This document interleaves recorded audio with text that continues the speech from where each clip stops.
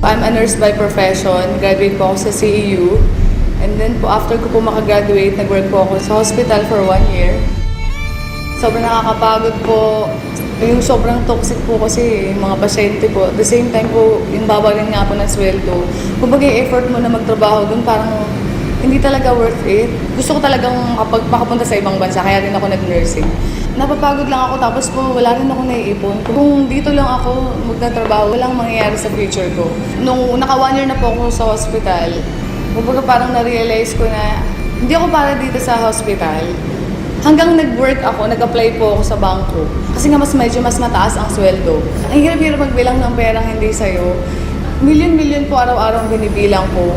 Pero parang sabi ko, kailan kaya darating yung time na sariling kong pera naman yung binibilang ko. Sa araw-araw po na pagtatrabaho ko sa bangko, aga-aga ko pong gumigising and then sobrang late na po ako umuwi. Tapos wala pang 500 yung kinikita ko sa isang araw. Kumbaga talagang hindi po talaga siya worth it na pagtrabahuhan. Minsan, nasi-short din ako sa bangko. Siyempre, kailangan mong bayaran yun, di ba? Magkano na nga lang kasi sinasweldo ko sa bangko, tapos kakaltasan ka pa. Wala po talaga ako naiipon. As in, puro po nga po utang talaga. Kasi yung pong kinikita ko na para sa kinsenas at katapusan, inuutang ko na po. Kaya po pag halimbawa sweldo na po, dumataan lang sa palad ko at kailangan ko nang bayaran yung mga dapat ko pong bayaran. Naisip po, paano na yung future ko? Kumbaga, kung ganito lang ng ganito. Etong negosyo na to, pinagdasal ko kasi talaga siya. Nung after ko pong magdasal, actually, mga ilang days lang namig ko po si Upline Jong Jorge na isa rin po sa mga Millionaires Club ng Royal. Kumbaga po, sobrang blessing na ma-share sa akin yung opportunity. In-explain niya sa akin yung negosyo. Ang ganda pala talaga ng Royal.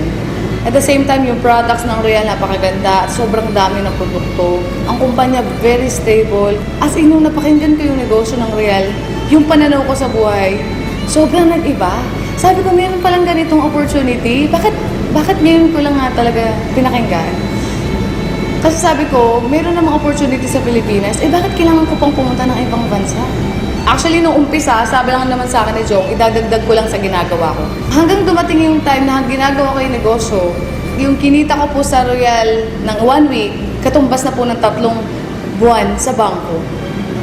Kaya sabi ko po, grabe talaga, parang kailangan ko na talaga i-full-time ang Royal. Kaya po noong April, nag-resign na po ako. So, sineryoso ko po agad yung Royal. Na-realize ko na working hard is different from working smart. Kahit gaano ka kasipag, kahit gaano ka katsaga, kung magamaling sistema yung ginagawa mo, hindi ka yayaman. Pero po, grabe po, yung sipag mo, yung tiyaga mo, ilipat mo sa Royal, tamang sistema, panigurado yayaman ka. Mas nakakaipon na ako ngayon, and like dati kasi, talagang puro utang. Ngayon yung mga utang ko, nabayaran ko na. Ngayon sila na yung utang sa akin, gano'n. Noon, gumigising ako ng sobrang aga kasi may pasok ako eh. Ngayon, nung nag-royal ako, gumigising lang ako kapag tapos na ako matulog.